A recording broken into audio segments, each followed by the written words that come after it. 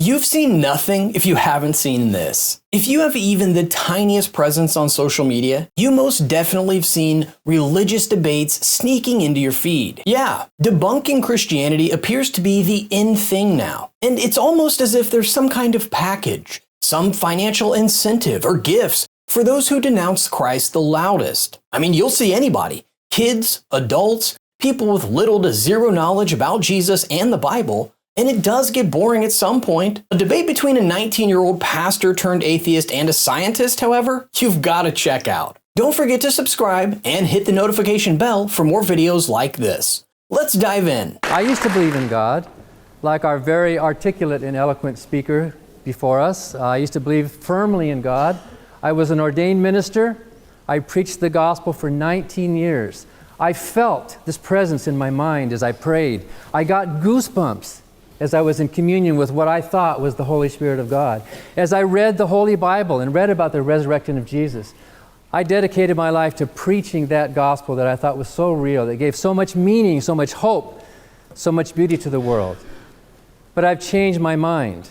I now know I was deluded. I was having a very real, very powerful, but mental experience that happens in most religions. I won't tell you my whole story, but I went through a process of deconversion that took 4 or 5 years, starting as a firm believer, evangelical, street preacher. In the foreword to my book, Godless, that tells that story, Richard Dawkins writes, Dan Barker was not just a preacher, he's the kind of preacher you would not want to sit next to on a bus. That was me. I was so convinced. I was so in love with Jesus, my Savior and my Lord. But I went through a process, evangelical, fundamentalist, where I migrated into more of a moderate, where I preached less hell and more love, into more of a more liberal stage in my life, until eventually I dumped out all the bathwater and I found out there's no baby there.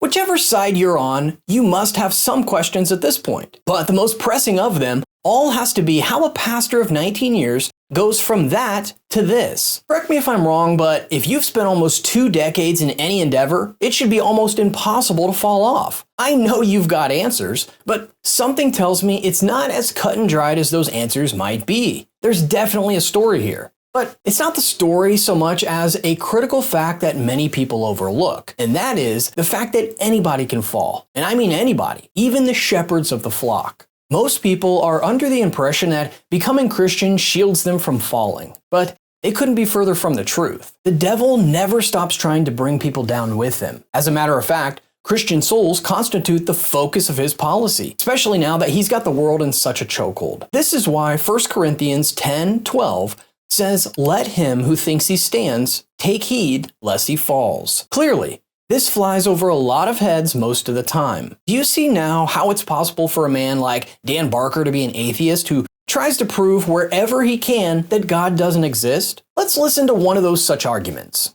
The reason I am a non-believer today is because of the lack of evidence and argument for a deity.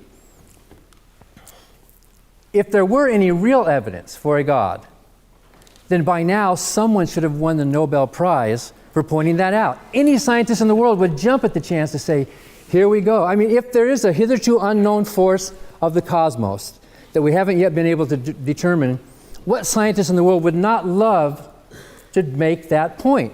That hasn't been done yet. All we have are what we would call, and I think many believers call, God of the gap. The thunder and lightning was a gap that is now closed. The perhaps fine-tuning of the initial constants, perhaps the origin of the Big Bang. We do have some gaps in science. In fact, it is those gaps that drive science. Without those gaps, we wouldn't have scientific inquiry. And yet that's how a lot of this teleological thinking is among how did the human eye evolve? How do you explain that? There must have been design behind it. It does look like design, doesn't it? Those rivers look like they were designed to flow right along those boundaries. It's an upside-down kind of thinking, and in a sense begs the question, the whole idea that in some of these teleological arguments that complexity requires a designer, and Richard somewhere here pointed out in his book, The Blind Watchmaker, anything that is complex enough to design functional complexity, any deity who could design has to have a mind that is at least as functionally complex as the thing that he designed, right? If your premise is that functional complexity requires a designer, if that's your premise, then the mind of that deity also must, by that premise, require a designer. And you get into this infinite regress of, well, then God needed a bigger God and a bigger God.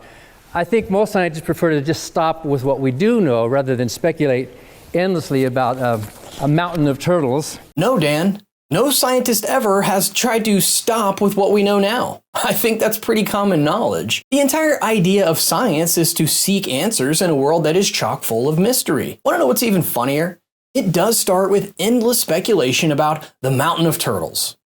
All the answers science has discovered began as speculations and theories first before they set out to find proof. But somehow, the faith and belief that Christianity requires is ridiculous. Some of these scientific theories and speculations are still being chased today in hopes of finding evidence and answers. Yet somehow, it's expected that the divine mind responsible for the physical mysteries we haven't understood the half of should just present himself. Make that make sense. If scientists did indeed stop with what we do know, like Dan Barker says, then can someone tell me why people continue to receive the Nobel Prize every year for new discoveries in science? Or why research labs still exist? Or why universities still churn out scientists? The truth is, and you don't even need a scientist for this, the entire idea of science is to continue seeking answers for as long as there are questions, which our world has no lack of. These are questions posed by the deeply intricate complexities easily identifiable in the world around us. And John Lennox tells us why. Why is there something rather than nothing? Alan Sandage, the brilliant cosmologist who became a Christian in his 50s, said God is the answer to that question. But people are now so desperate to show that the universe created itself from nothing, which seems to me to be an immediate oxymoron. If I say X created Y, I'm assuming the existence of X to explain the existence of Y. If I say X created X, I'm assuming the existence of X to explain the existence of X, which simply shows that nonsense remains nonsense even if high-powered scientists utter it. It reminds me a little bit of G.K. Chesterton, who said, "It is absurd to complain that it is unthinkable for an unthinkable God to make everything out of nothing, and then to pretend that it is more thinkable that nothing should turn itself into everything." Check that out. It is interesting to see how John counters the atheists' pro-rational argument against God with further rationale. And you want to know what the best thing is? You don't even have to be a world-renowned mathematician or a scientist to understand this. Common sense is just enough. Isn't it telling that the champions of the something out of nothing theory would rather eat a sock than believe you if you ever told them that a burger materialized component by component out of thin air? But somehow, it makes perfect sense that a universe far more complex than a hamburger would come from nothing. Since when does any mentally healthy person look at a computer, art, architecture, and think, yeah, that came from nothing? Instead, the instinctive, intuitive, and rational move is that our mind presupposes the existence of a creator for that device, the structure, or even the object. Why is this, you might ask? It's simply because the deliberate and intricate design before us could have not come from mindlessness. Every single component of that object has a meaning and a purpose in the structure of the whole. And we're supposed to agree that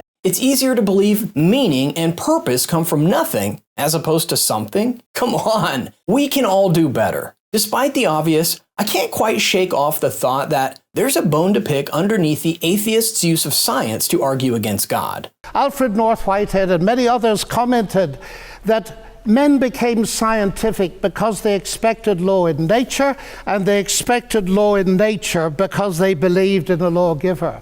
So, ladies and gentlemen, I'm not ashamed of being both a scientist and a Christian, because arguably Christianity gave me my subject. What I am amazed at is that serious thinkers today continue to ask us to choose between God and science. That's like asking people to choose between Henry Ford and engineering as an explanation of the motor car. When Newton discovered his law of gravity, he didn't say, I've got a law, I don't need God. No, he wrote the Principia Mathematica, arguably the greatest work in the whole history of science. because he saw that God is not the same kind of explanation as a scientific explanation. A leading philosopher, Alvin Plantinga of Notre Dame, says if atheists are right that we are the product of mindless, unguided natural processes, then they have given us strong reason to doubt the reliability of human cognitive faculties, and therefore inevitably to doubt the validity of any belief that they produce, including their atheism. Their biology and their belief in naturalism would therefore appear to be at war with each other in a conflict that has nothing at all to do with God. Is that the universe out there and the human mind in here that does the science are ultimately the product of the same intelligent divine mind. Human beings are made, we are told, in God's image. And that means that science can be done. I'm going to give us a simple example here. The Sagrada Familia is the largest unfinished Catholic church in the world, but the timeline of the project is not as breathtaking as the complexity of the architecture. The architecture automatically points us towards the mind responsible for such an intricate design. In other words, the existence of that design tells us about the existence of the Creator. You get where I'm coming from this? We can all agree that the world around us is much grander and far more intricate than the Sagrada Familia, yes? So, how can we agree that there's agency to human creation, but disagree on the presence of divine agency in the creation of the earth and universe around us? How did science become the answer against God when what it does is unravel intricate designs that attest to the presence of intention, orchestration, the meaning, the purpose? Mind you, these are attributes that would undeniably mean the presence of a creator in any other domain outside Christianity. Now, I cannot wait to go through the comments section and see what you all think. If you found this video interesting, you'd be doing a favor to someone by sharing it with them. Thank you all for watching, and I'll see you in the next one.